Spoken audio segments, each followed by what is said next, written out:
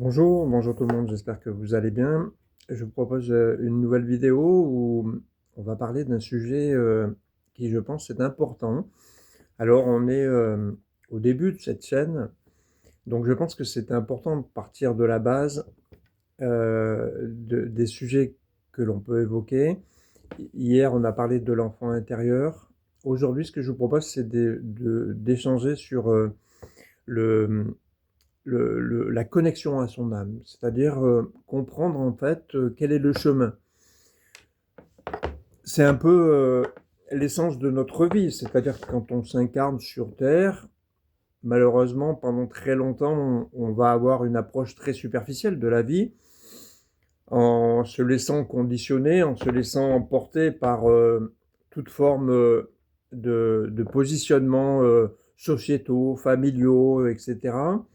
Et puis un jour, il y a un déclic où il y a une prise de conscience, il y a un appel de l'âme qui nous pousse à être plus en connexion avec soi-même et moins justement enfermé dans ces cases. Pour autant, ce travail, cette bascule est très complexe. Elle est très complexe parce que on a d'un côté le mental qui croit basculer, et puis il y a cet appel intérieur, donc le message du corps qui lui nous pousse à aller dans la bonne direction.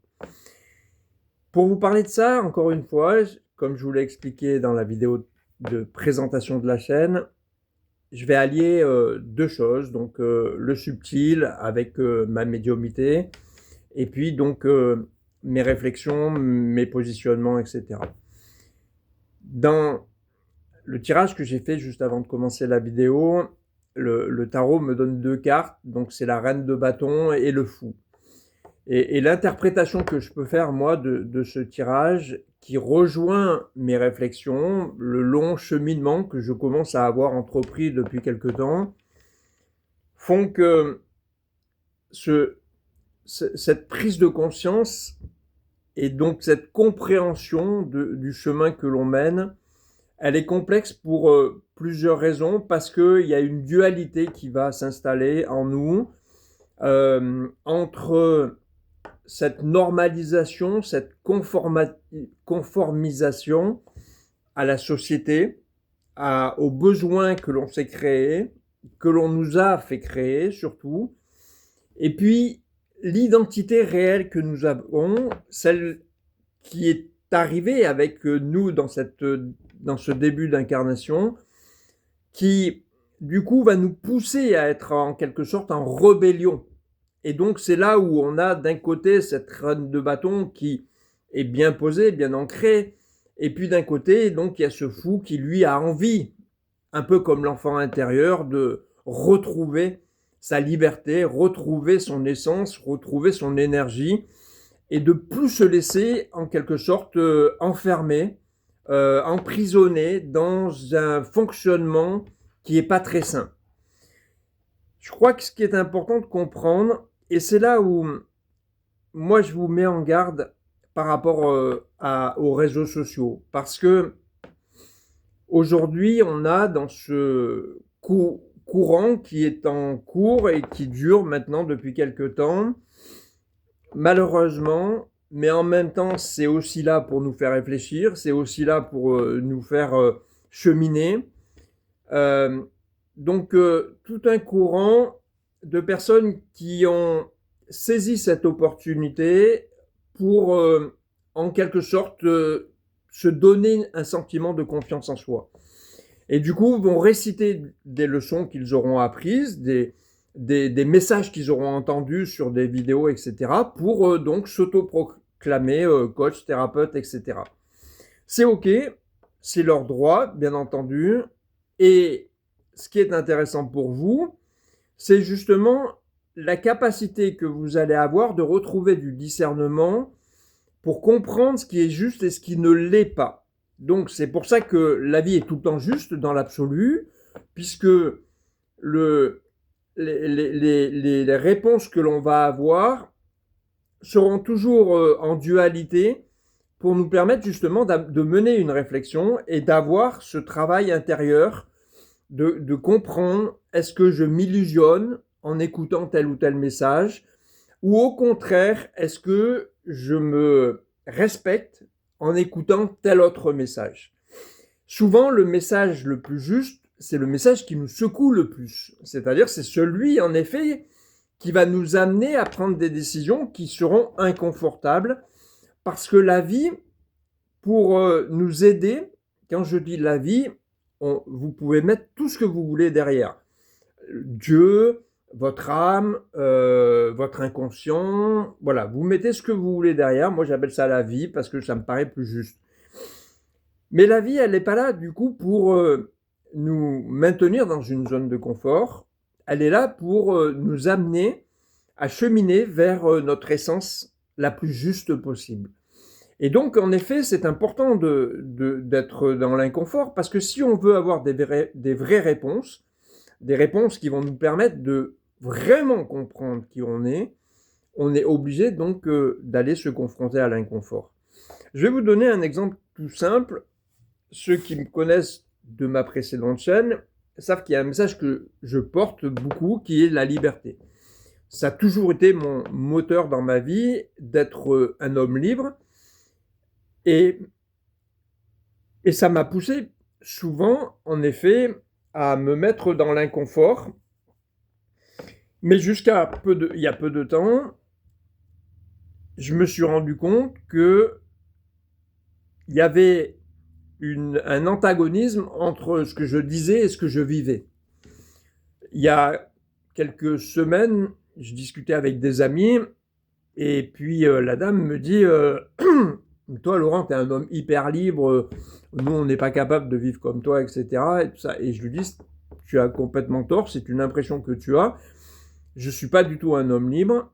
J'aspire en effet à être un homme libre, mais j'ai conscience aujourd'hui que je ne suis pas du tout un homme libre. Je ne suis pas un homme libre parce que la liberté, elle demande du coup de dépasser des épreuves très complexes. Elle demande de dépasser des épreuves notamment de déconditionnement par rapport à toute forme de normes sociétales, familiales, etc. Par exemple, la dépendance à l'amour, c'est ce qui nous empêche d'être des hommes libres.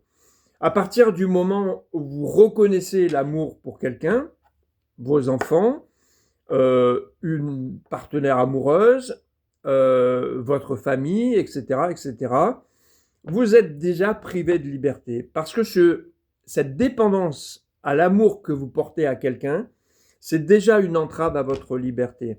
C'est cette dépendance qui va vous éloigner donc de ce que vous pourriez vivre le plus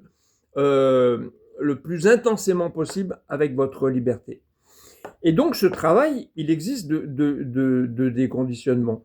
C'est-à-dire que le véritable amour, celui qui ne rend pas dépendant, c'est l'amour qui nous permet de respecter notre liberté. Et c'est pareil dans notre relation, par exemple, à l'argent. À partir du moment où je suis prisonnier d'un rapport à l'argent pour survivre, pour vivre, en tout cas pour avoir le sentiment de vivre, je suis du coup privé de ma liberté. Parce que si je ne peux pas faire ce que j'ai envie, ce que je ressens juste à l'intérieur de moi pour être libre, je suis du coup pas libre.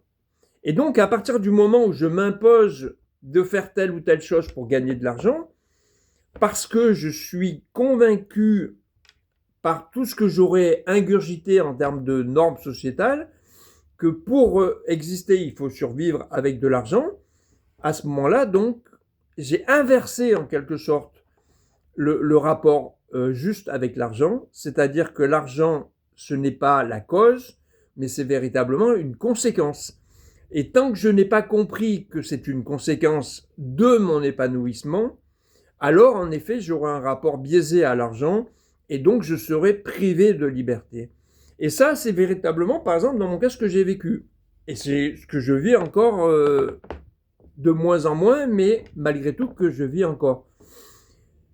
Et c'est très complexe, du coup, de se déconditionner. C'est très complexe parce qu'en effet, en permanence, on va avoir des dualités en nous qui vont nous retenir dans cette zone de confort. c'est-à-dire dans ces conditionnements qui se seront ancrés en nous comme un tatouage. Quand vous, je vais prendre cette métaphore du tatouage, quand vous faites un tatouage et puis à un moment donné, il vous convient plus, vous avez envie de changer, donc vous allez voir un spécialiste pour faire du laser et enlever ce tatouage. Mais sauf que ce tatouage, il est incrusté dans votre peau. Donc c'est pas parce que il n'est plus visible à l'œil qu'il n'existe plus. Il a encore des mémoires incrustées dans votre peau. Et donc ce déconditionnement du tatouage, il va prendre un certain temps. C'est-à-dire, en effet, ça va se jouer au niveau après énergétique. Ce n'est plus parce qu'on ne le voit plus visuellement qu'il n'existe plus en vous. Et bien, c'est pareil pour tous les conditionnements que vous avez en vous, toutes les mémoires que vous pouvez avoir en vous. Vous pouvez, par exemple, je vais prendre l'exemple des constellations familiales. Vous pouvez aller faire des constellations familiales et puis, en effet, le facilitateur va réussir à arriver à la phase de chaos où vous trouvez la cause. Donc, vous trouvez en effet ce qui s'est passé au niveau transgénérationnel de cette mémoire que vous portez en vous par rapport à un ascendant. Et puis, la plupart des facilitateurs, je l'ai fait parce que je fais des constellations aussi, et puis j'avais une personne que j'avais accompagnée qui avait été bluffée par la façon dont je l'ai accompagnée, parce que je l'ai fait sans représentant. En tout cas, je n'avais pas eu besoin d'utiliser les représentants pour arriver au chaos. Et il m'a dit, mais moi j'en fais plein avec une collègue sur Paris, etc. Je lui ai dit, ok, je vais venir avec toi la prochaine fois et ça me permettra de m'enrichir, de voir la différence dans sa façon de travailler. Et cette personne qui donc gérait ces constellations le faisait avec une méthodologie qui était impressionnante. En fait, elle a, avant de consteller, fait un rendez-vous en amont avec la personne qui voulait être constellée, et puis elle a élaboré donc sur des feuilles tous les scénarios possibles pour arriver au chaos. Et donc après, quand on joue la scène donc de la constellation, elle s'est enfermée dans ce scénario où ça ne peut être qu'une des solutions qu'elle a prévues dans sa réflexion systémique. Donc ça veut dire qu'à partir du moment où vous apportez une autre information, en quelque sorte, vous amenez le caillou dans la chaussure qui va la perturber. Et en l'occurrence, c'est ce qui s'est produit. Donc comme tout est bien, encore une fois, et tout est juste, eh ben, elle me choisit, parce que c'est elle qui choisit en plus les représentants. C'est même pas la personne constellée dans son fonctionnement. Elle me fait rentrer du coup en tant que représentant. Et bien entendu, ce que moi je ressens et ce que je vis n'est pas du tout dans le scénario qu'elle a prévu. Et donc elle me bloque et elle m'interdit du coup d'aller au-delà de ce qu'elle avait prévu. Et ça veut dire que la personne qui est constellée et qui vit à ce moment-là la constellation familiale va repartir avec un scénario établi que donc lui aura proposé cette facilitatrice, mais en réalité rien n'aura été libéré parce que moi, par exemple, en tant que représentant, toutes les sensations que j'avais dans le corps et qui m'appelaient, en fait, ils sont restés figés. Il n'y a eu aucune libération et en l'occurrence, quand j'ai terminé cette journée, parce qu'il y avait plusieurs constellations, j'avais un niveau d'énervement en moi qui s'était accumulé par rapport à cette frustration donc de ne pas avoir pu libérer ce qui était à libérer. Et c'est ça en fait qu'il est important de comprendre, c'est-à-dire que on peut faire beaucoup de choses dans son chemin spirituel. On peut aller voir donc des psychologues, des psychiatres, des hypnothérapeutes, on peut aller voir des sophrologues, etc., etc., tout ce que vous voulez en termes d'accompagnement. Mais si le processus d'accompagnement ne vous amène pas à la libération énergétique, il ne se passera rien en quelque sorte dans votre vie. C'est-à-dire que tant que vous restez sur le plan mental, le corps ne se libérera pas, donc votre âme ne se libérera pas. Votre inconscient vous ramènera en permanence à ce que vous n'avez pas accepté de faire, c'est-à-dire libérer. Et donc, c'est pour ça que, par exemple, dans les constellations familiales, moi, je dis clairement, comprendre, c'est pas important. Ce qui est important, c'est libérer. On n'a pas besoin de comprendre. On va le faire parce qu'en effet, ça fait partie du chemin. Mais par contre, cette étape-là, on peut l'oublier très rapidement parce qu'elle n'est pas importante. Ce qui est important, c'est d'amener en effet le constellé et éventuellement les représentants qui vont l'aider à libérer, à ressentir ce qui est à libérer. Ça, c'est important. Mais par contre, tout le processus mental de comprendre n'est pas important. Et dans la vie, c'est exactement ça. C'est-à-dire que, par exemple, si je reviens à mon cas, je veux être un homme libre. Et donc, tant que je reste dans le plan mental, de me faire des scénarios, de me dire tu dois pas faire ci, tu dois faire ça, etc., je ne libère pas ce qui m'empêche d'être un homme libre. Et donc, je stagne, ou voire par moments je recule, parce que justement, le plan mental, à travers mon ego, va m'empêcher justement d'expérimenter, va m'empêcher d'aller libérer ce qui a besoin encore de se libérer. Et là, en l'occurrence, pourquoi je peux vous parler de ça, c'est que ces derniers temps, si je reviens par exemple sur la chaîne, cette nouvelle chaîne, c'est parce que j'ai ressenti intérieurement, et donc je ne parle pas au niveau du mental, parce que j'ai ressenti qu'il y avait eu cette bascule, parce qu'aujourd'hui, je ne vais pas vous le cacher, quand je suis revenu hier, il y a encore une opposition qui se fait entre le mental et le corps. C'est-à-dire que mon mental me disait ne reviens pas, parce qu'il y avait tous les traumatismes de l'ancienne chaîne qui étaient encore présents. Mais le corps, lui, me disait qu'il fallait y aller.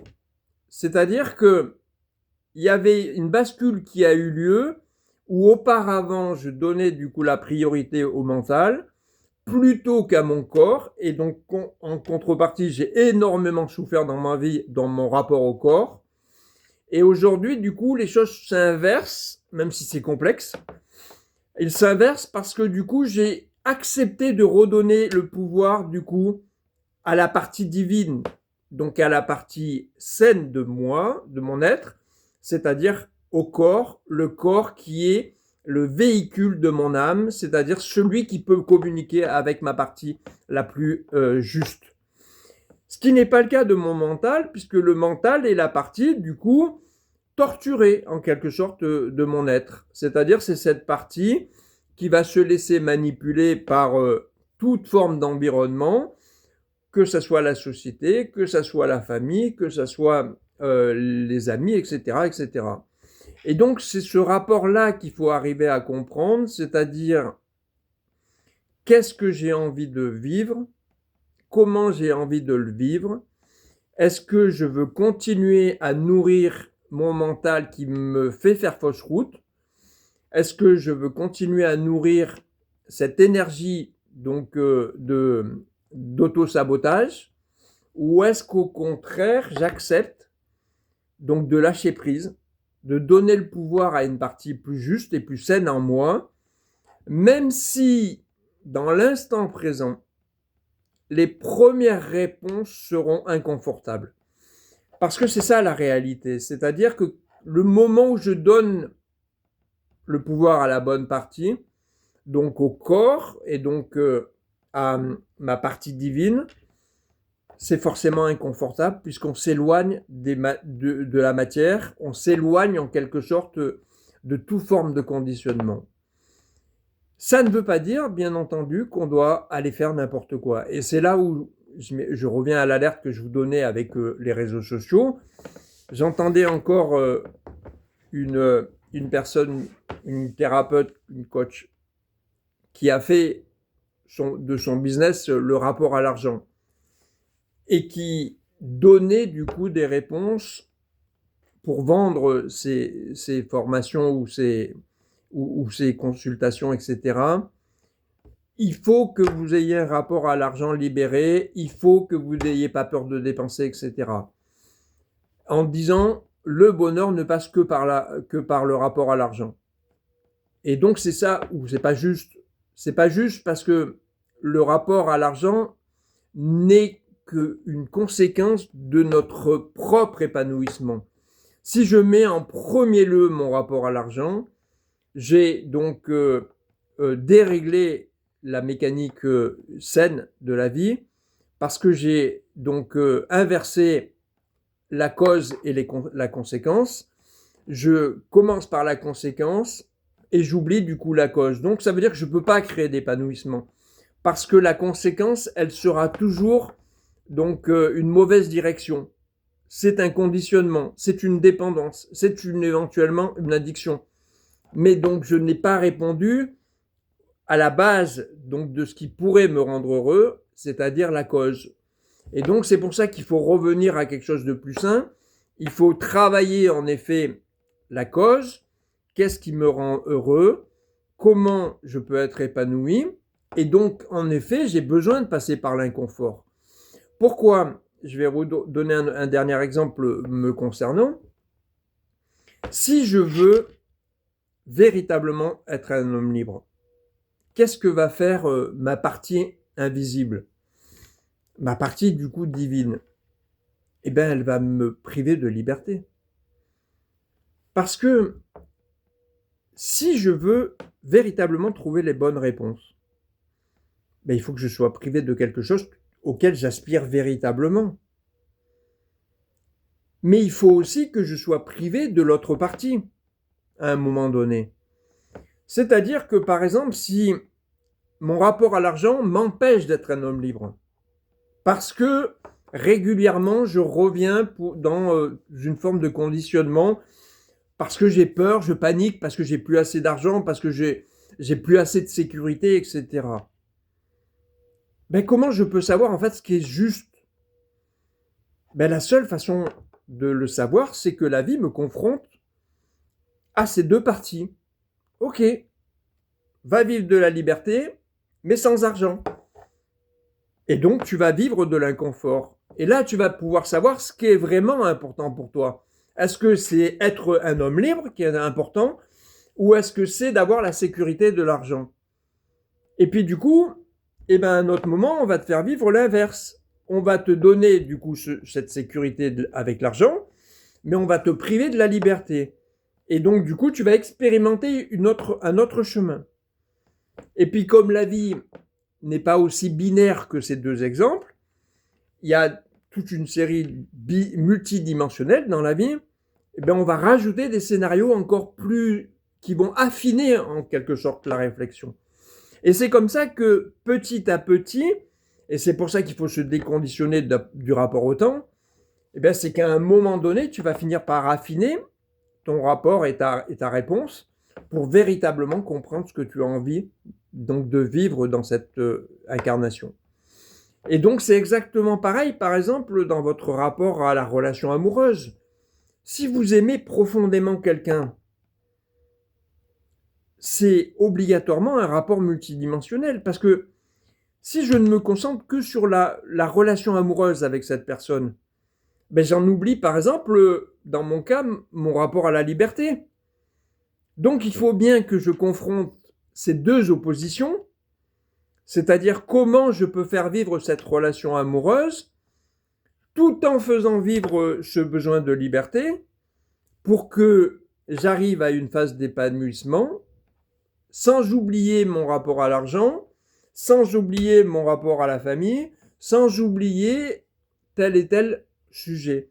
Donc ça nous demande de mener des vraies expérimentations pendant un certain temps qui nous mettent dans l'inconfort et donc qui nous empêchent pendant un temps d'avoir cette sensation d'être heureux, d'avoir cette sensation d'être épanoui, d'avoir cette sensation d'être équilibré. Parce qu'on est dans l'expérimentation. L'expérimentation nous amène par moments à souffrir, nous amène par moments à être dans l'inconfort, nous amène par moments à douter, à avoir donc du coup des sensations désagréables. mais il faut l'accepter parce que c'est par ce chemin-là que justement on va finir par trouver les réponses.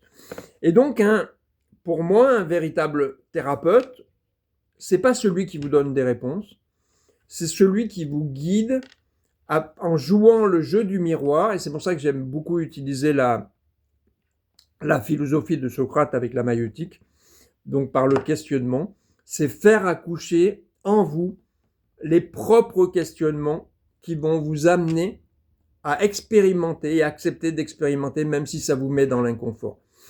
Quelqu'un qui vous donne des solutions, qui vous amène dans une sensation de confort, il n'a rien réglé en vous. Il vous a juste illusionné par une sensation de mieux-être. Mais il n'a pas en réalité réglé la problématique. Tout simplement parce que vous n'avez pas appris.